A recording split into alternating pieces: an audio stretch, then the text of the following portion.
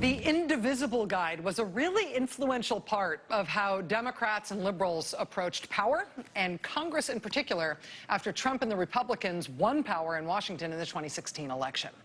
Well, now that we've had the midterm elections and the Democrats have taken back some of that power, they've taken control of the House, Indivisible tonight has published version 2.0 of the Indivisible Guide. It's called Indivisible on Offense, a practical guide to the new Democratic House. Joining us now is Ezra Levin. He's a co-author of the Indivisible Guide. This is his first interview since the new handbook was released tonight. Mr. Levin, thank you for being here. Thanks for having me. So the last guide was defense, basically. It was about how Democrats could stop Republicans in Congress and the Trump administration from getting everything they want, given that they had all the levers of power. Yeah. This one is about offense. What is the tactical difference? We are incredibly excited for this tactical difference because the first 2 years, the last 2 years that we've spent, have been on defense, like you're saying. We didn't have the House, the Senate, or the presidency. So when we put out the original Indivisible Guide, we started from this place of weakness. We knew we didn't have agenda-setting power. Democrats did not have agenda-setting power. Instead, they had the power to respond. But now that's different. Because of the House of Representatives, because that House is in control of Democrats' hands, they can go on offense in two key ways. They can go on legislative offense, means they can pass bills. They can introduce bills. They can get co-sponsors. They choose what gets a vote. And they can go on oversight offense. So all the stuff that has been going on under this administration in the dark for 2 years without any real oversight, that ends.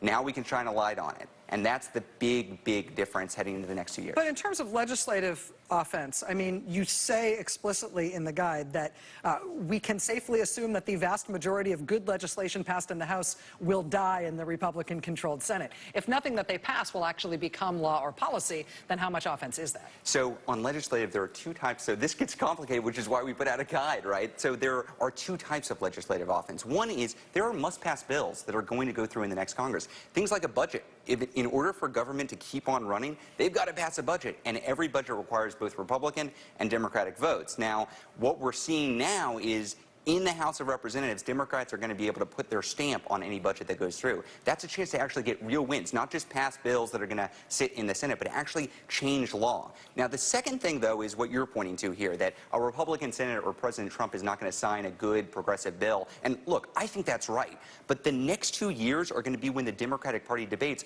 what is our policy on the environment, what is our policy on immigration, what is our policy on taxes, so that when we get control of the House, the Senate, and the presidency in 2021, when we have a unified progressive government, we know what our first bill is going to be. The next 2 years are debating that, and that's why these legislative vehicles that we're going to see progressives introduce over the course of the next few years are so important.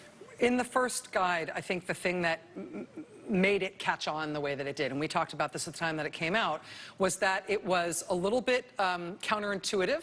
You're telling people, don't pick the worst person in Congress who bugs you the most and then go bug them. You're only allowed to talk to your own member of Congress because other representatives don't care what you have to say if they don't represent you.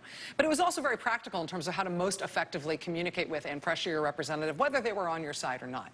Do you feel like at Indivisible you guys learned anything that you were either doing wrong or that you might have rethought over the past couple of years based on the way that that advice was implemented? Yeah, so one thing that we saw early on in the Congress last year is that people were just overwhelmed with the number of folks who were showing up at these Indivisible meetings. If you remember the original guide, we said, you know, if you can get 10 people together, that would be great. Yeah. We saw some folks with hundreds and then thousands of folks showing up. So figuring out how to take folks who are brand new to this movement, who have not been engaged in political activism before, and teaching them how to do the basics of just organizing. How do you develop a leadership structure? How do you build for the long haul? I think that's what a lot of the first 2 years were about. The people who have been out in the streets marching and then getting behind candidates and registering voters and getting out the vote, they're not professional political organizers or professional political folks. They're just people in their communities who are organizing to take back control of their communities. And so one of the things we're trying to emphasize in this new guide is precisely that.